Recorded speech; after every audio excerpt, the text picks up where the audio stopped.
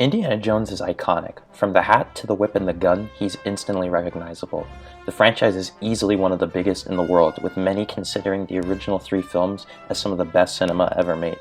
With a slew of fans worldwide, that begs the question, where was everyone for the 5th film?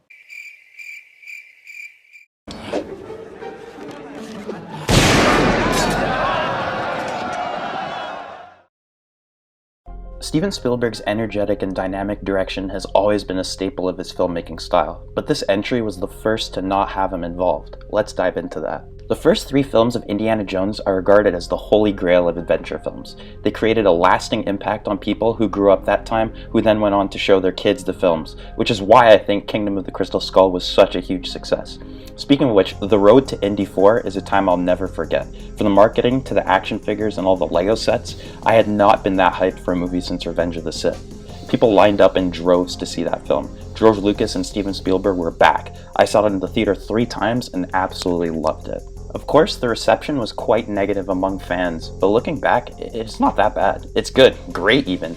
As with the prequels, people lambasted the shit out of this movie. The ultimate threat in the film, I guess, is that if the Russians get the Crystal Skull, Ivana Spankov will devise some kind of mind control weapon. However, in the very first scene, she proves to be a fraud because she's not able to read Indiana Jones's mind.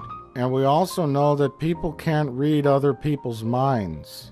Most were not a fan of Aliens and the unforgettable nuke fridge, which I gotta say is so ridiculous. Not the fridge, but the reception from people. Cause like, come on, that opening is so exciting, and with the 50s setting, it makes perfect sense to have nuclear related shit.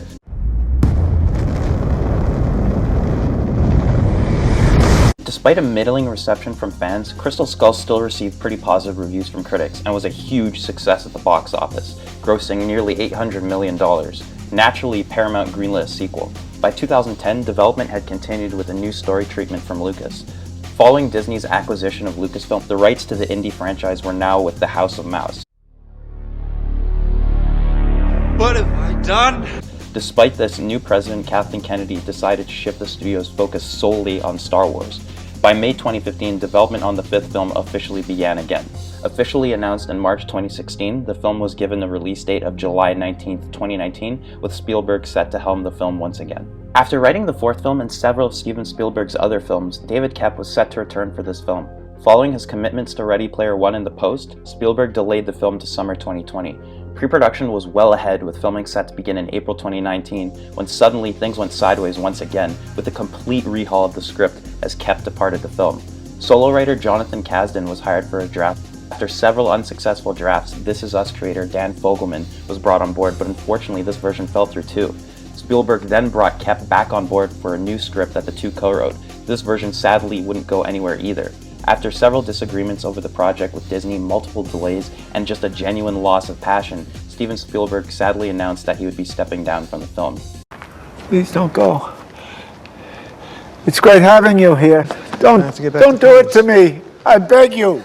No! This effectively destroyed a lot of hype for the film, but fans were rest assured that Logan and Ford vs. Ferrari director James Mangold was handpicked by Spielberg as his replacement. Although a huge amount of hype was generated by the trailers, most were not sold on the premise of an 80-year-old Harrison Ford returning as the lead. The view counts of the 2 Indy 5 trailers are 15 million and 14 million, which is a far cry from the enormous hype generated by Disney's other properties such as Star Wars and Marvel, which received over 100 million views. A multitude of factors are to blame for the film's unfortunate failure at the box office. Even though the marketing was top-notch, 15 years since the series' previous entry was way too long of a wait. That, along with a general disinterest and a lack of younger fans, prevented the movie from seeing a much better return. Look around you. Look at this. We created this. This didn't exist before we were here. Look around in the square. I promise you right now, we did this. Doesn't matter what anybody says. They can say it's disrespectful. They can say it's this and that. Everybody's within the rules. Everybody's doing their thing. All we are is proud and passionate.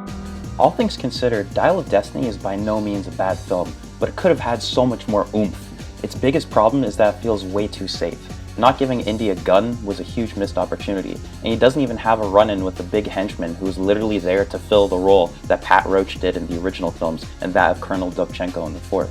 While the action is a ton of fun, the film has very little stakes as there's no sense that the heroes are in genuine danger, save for one scene where Antonio Banderas is just brutally and unceremoniously killed. Talk about a waste of a brilliant actor. That being said, the opening is some of the best indie action we've ever seen, while also featuring deliberate callbacks to Douglas Slocum's style of cinematography. Faden and I would go after the kind of Dougie Slocum feel, which is also inseparable from Steven's own sense of staging. So scenes with shadows, or scenes where an actor comes big into lens up to minimum focus. Furthermore, the prologue also boasts the most impressive feat of digital de-aging of Harrison Ford through a mix of archival footage, CGI, and deepfaking. While the de-aged Indy was heavily used in the marketing, the prologue was only about 20 minutes of the final film. While short-lived, it is truly a love letter to Spielberg's direction and felt like a blast from the past in the best kind of way. Sadly, the amount of delays and writers the film went through significantly plagued Dial. Without Spielberg or Lucas behind the major creative decisions of the project, it was surely missing their imaginative flair for action. The negative reception of the fourth film also definitely caused a lack of new fans to be forged, and this generation of kids are just too busy watching MCU stuff and playing Fortnite to even know who Indiana Jones is. I mean, speaking of which, Indiana Jones is in Fortnite, so how the fuck, whatever. While unfortunate it failed to live up to its hype, Indiana Jones and the Dial of Destiny was still a great farewell to the character of Indy, and featured a standout performance from Harrison Ford. There was clearly a ton of passion from James Mangold put into it. While not the epic finale that many people were expecting, it still neatly wrapped up the series and how it was wonderful to reunite Indy with Marion at the end.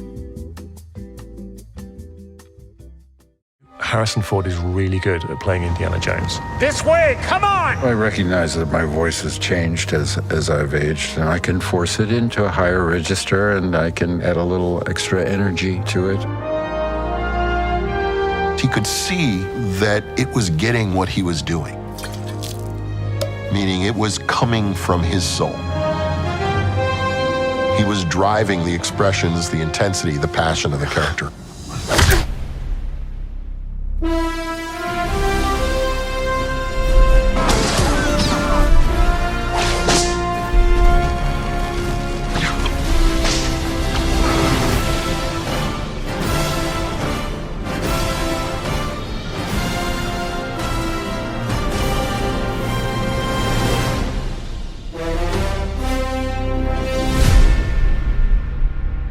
Who is this man?